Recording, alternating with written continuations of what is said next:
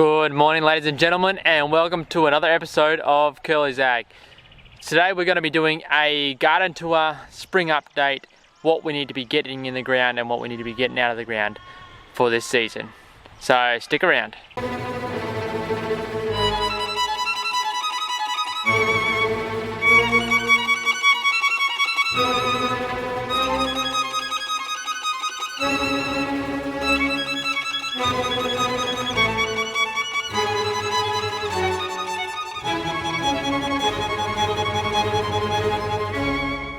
Okay guys, so hope you enjoyed last week's episode where we went on holidays. Yeah, something a little bit different. Let me know what you think about that. Anyway, this week we've got a big episode coming up. We want to talk about, as you know, spring. We've changed our logo and stuff to Country Living Spring. And that's because we are in spring, and the first part of spring for us is a sort of a continuation of winter. But now we have to start thinking about what summer's going to bring for us. Now, this is going to be very applicable for those of you in the tropics or the subtropics, like ourselves. It'd be directly inverse if you're in the northern hemisphere, but it's the same principle. Probably not as applicable for you guys in like the really cold climates or the Mediterranean climates or stuff like that, due to it being completely different. So, first things first, I want to do a bit of an update of what we've got going on, what we've changed since last time we've looked at. We've had like 3 or 4 episodes without the garden. We had 2 of bees and then the holiday, so that's 3. I'm not sure what it was before that, but anyway, I want to show you a bit of an update first and then explain to you why we're heading that way. Alright, so here we are. We've got our blueberries. They're flat out laden with fruit. Something really interesting that I think everyone should do if they're starting new crops. So we've never grown blueberries before. They're obviously a North American fruit. That's where they're native to. But I think they're a really good value add for our garden because we're going to really focus on the agro-tourism. We want to get people in. We want to grow the stuff almost like lollies. So blueberries are one of them things that draws people in. So, you know, from here to Brisbane's an hour away. It's not unreasonable for people to come out, but it definitely is that drive. So people do have to come that far. So we really want to have something that's going to attract them. So blueberries were one of them things. Now, I've never grown blueberries. I have actually, but not like a farm, not properly. So I just went to some local growers, I asked their opinion, the local nursery, and asked their opinion what they think would grow best, and then I got 5 varieties that they think they'd grow best. Now I don't know the exact name of each ones, but you got one, there's 2 different varieties there. These next stack, let me see if I can go down here. These next stack here are a different variety, and then on the end there's another variety here. I can get the names off the tags of them somewhere. But sorry, so that's 4 different varieties. So the 2 first ones, these 2, 4, 6, 8, 9 are the same, and then this one here is different. So what I'm going to do is I'm going to trial these. Essentially, I'd like to probably put out like 4 or 5 rows of blueberries, but this is the first year running them. We'll check which one grows best, and then once we know which one grows best, we will do more of them. Right now, at first impressions, these 2 here are growing much better. This one here probably the best of the lot. Now that may be because they're bigger, but you can see the amount of berries that they have sitting on them. Like, it's completely laden. Like, there would probably be, I would have to say, over 1,000 berries on there. Whereas these ones down here, look, they definitely got berries on them, and they're still flowering, but they're not as laden as the first 2, particularly the first one. This one here also seems to fruit more so on the tips, whereas this one here fruits much further back down. And also we'll be checking out taste as well when we get them to see which one tastes best. Yeah, so that's the blueberries there, and we'll keep in track with that.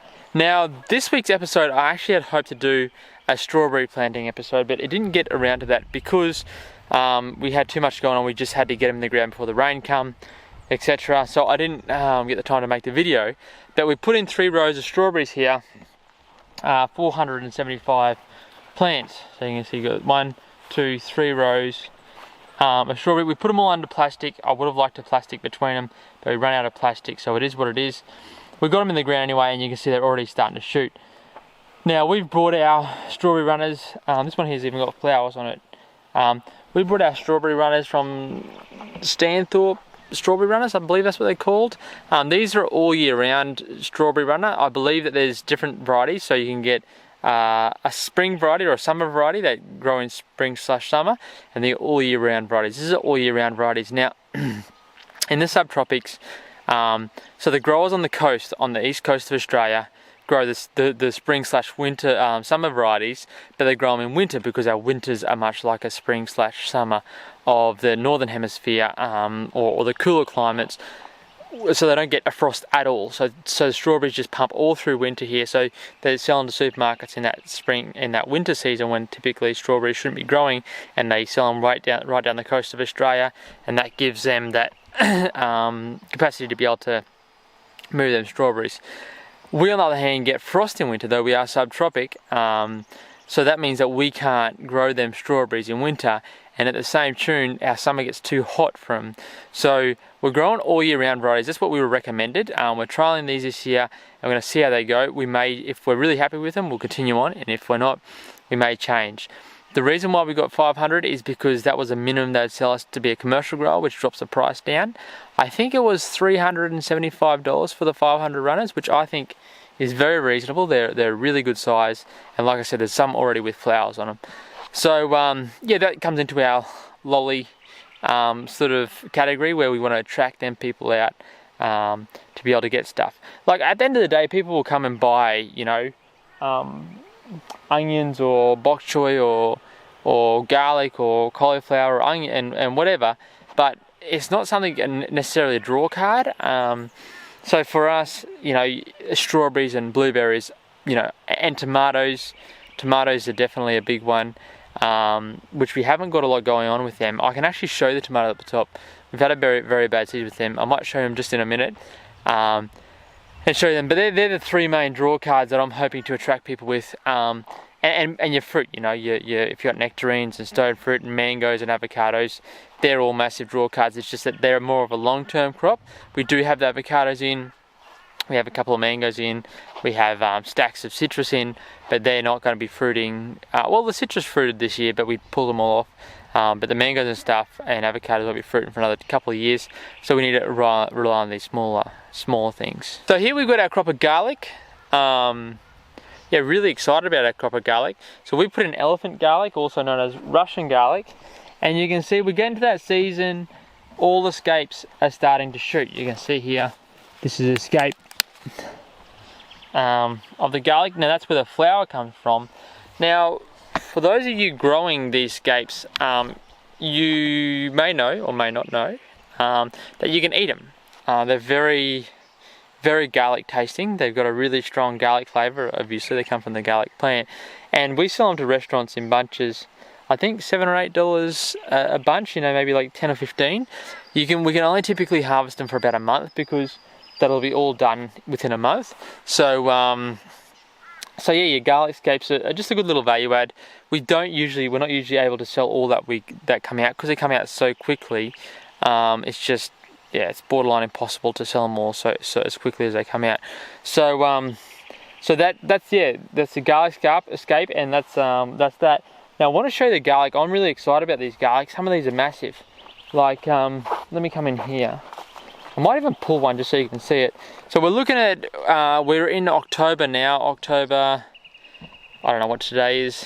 It's like the 13th or 14th or 12th, I don't know, something around there. Can you see me? Yeah, you can. Okay, so this is our garlic. It's thrown a scape. We're in October now, and we're probably going to be harvesting end of November, so we're only a month left. It's important that we snap the scapes off so that it forms the bulb. They put more energy into the bulb, otherwise they put a lot of energy into flower, and we don't get a big round bulb. Now the garlics, I'll pull this one out.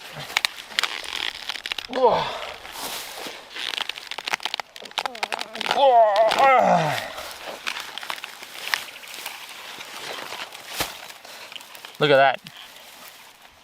So at this young stage, the only reason I pull it out, well, it's to show you obviously, it's all about the content, but you see the garlics at this stage have made this really fat neck in here, but they're still not necessarily bulbed out a lot. Now, when it's true when they dry that this here will suck in and this won't suck out a lot, but this last month is when they do their main bulbing. That's why it's important to snap them scapes off, the flowers off the top.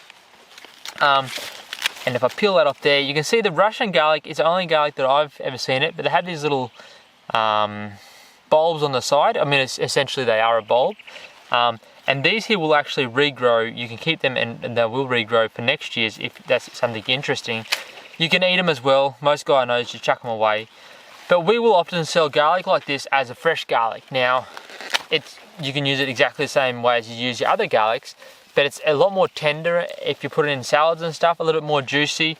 It isn't cured, so it won't last as long as a normal garlic. But you can eat essentially this leaf part much like a leek as opposed to just the bulb, so all that there is valuable. But I'll just keep skinning it off so I can show you. So as we take that down, it's really fleshing out and you can still see there's not much bulb there. I mean, compared to my hand size, it is large, but the bulb itself, I'll keep going.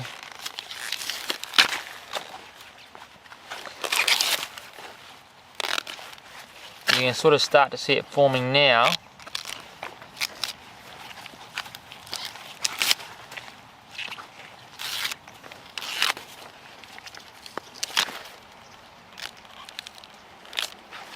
We're still not there.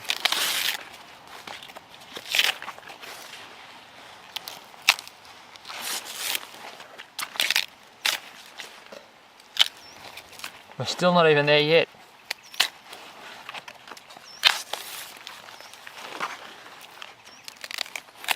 And there they are there. That's your scape coming through the middle. And there's your baby little bulbs there. Just there. Now all that fleshing out gets done in these last couple of months. Until you get to these last couple of months, there'll be nothing in the bulb department of any real description. That there all gets rotted off, and there your bulbs. 1, 2, 3, 4, 5, 6 bulbs around there. And you know, this will probably form a massive head like this, but all that fleshing out of that bulb gets done after you snap that scarp off. So really important with your garlic, snap that scarp off.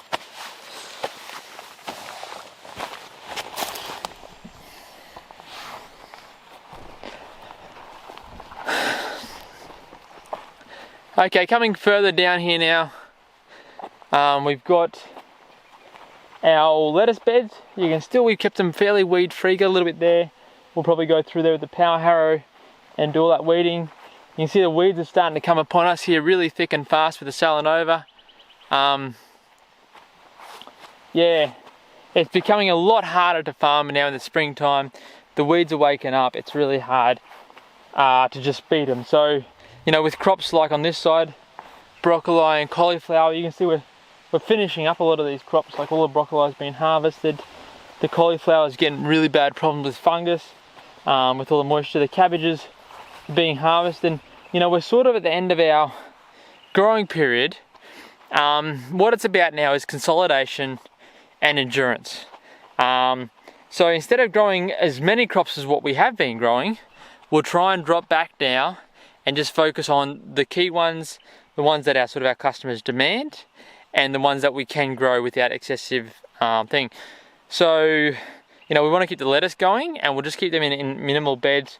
Your Swiss chard, you know, here, that we're going to keep that probably going. Beetroot is something we're going to try and keep going. But we're also going to transition into our squashes. So, you know, watermelon, pumpkin, well, cucurbits is what they're technically called. Zucchinis is a big one for summertime. You got to watch out with fungus with all these things, but they can really take that heat. And we've also got our snow peas and sweet peas here. So they're our sweet peas, and these are our snow peas and you can see they're full on.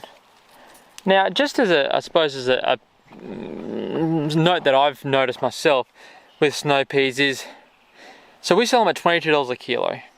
Now you say, well, that's good price. But you have to take into account the harvest time of a kilo, you know. For example, a kilo of tomatoes we sell for $8. You can pick 3 tomatoes and you got a kilo of our thunder. Whereas snow peas, you know, you were talking maybe 40, 50 snow peas in a kilo. So that, you know, all needs to be manually done. I might just take a moment here to talk about that. And there's, yeah, so with your farm or whatever you're doing, a home operation, whatever it is, you'll have different priorities that you want to chase. So for example, blueberries and strawberries are something that I would never grow if we were going to sell them to market. Just that same reason it takes so long to pick for such a small amount. You have to get that really high price, which you can often get, but when there's gluts in the market, it's hard to get it. Whereas to grow snow peas is super easy, and to grow strawberries, granted I haven't done it a lot before, but from the small garden tries that I've done, it's fairly easy.